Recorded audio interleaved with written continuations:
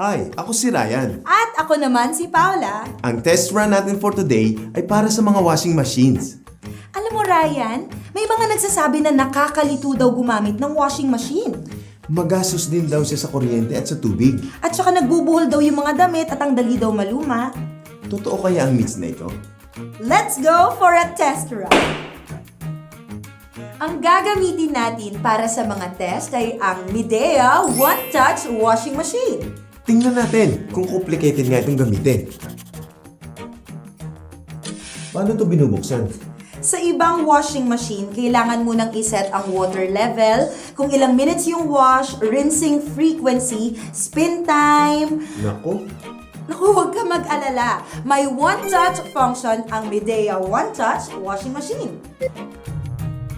talaga? Isang pindot lang? Oo, Ryan. At pwede mo ring palitan ng settings manually kasi may easy-to-use control panel din ito. Madali lang pala eh.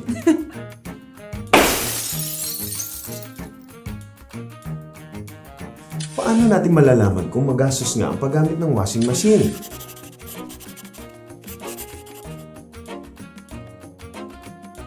Gagamitin natin ang power meter. Ito ang nagme-measure ng electrical consumption. Una, isaksak ang Midea One Touch sa power meter. Tapos, isaksak ang power meter sa socket. Ayan! I-run lang natin ang quick wash program. Tapos, tignan natin kung magastos nga ang paggamit ng Midea One Touch Washing Machine. 19 minutes pa lang ah. Bilis naman. Kasi may high-powered motor ang Midea One Touch.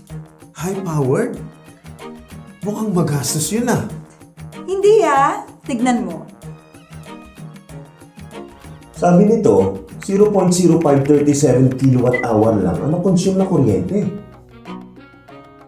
Para malaman mo kung magkano ang peso consumption, i-multiply mo yan sa Meralco rate na 13 pesos per kilowatt hour.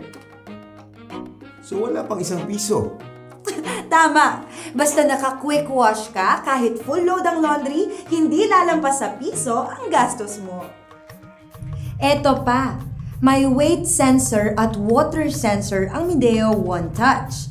Yun na ang mag-a-adjust kung gaano karami yung tubig at kung gaano katagal ang wash, rinse, and drying depende sa bigat ng labada. Eh di walang masasayang na tubig. Sulit! Oh, last na. Tignan natin kung bumuhol ang laba. Ayos ang labas ah. Dahil yan sa Water Magic Cube Pulsator. It creates multiple unique water flows, kaya alaga ang mga damit. Ang Water Magic Cube Pulsator kasi ay nagpo-produce ng vertically rolling water flow para sa deeper wash. Parang nag-hand wash ka lang. Tama!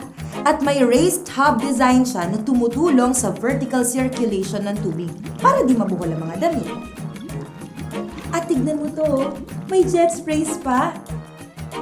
Eh di 83% less tangles and 27% cleaner clothes. Tama! Busted na yan! Ang dali lang pala maglaba. Isang pindot lang, boom! Ang bilis pa matapos at walang aksaya sa kuryente at tubig. At halos walang buhol sa labada. Alam na, busted na ang mga washing machine myths natin. Thanks to Midea One Touch Washing Machine.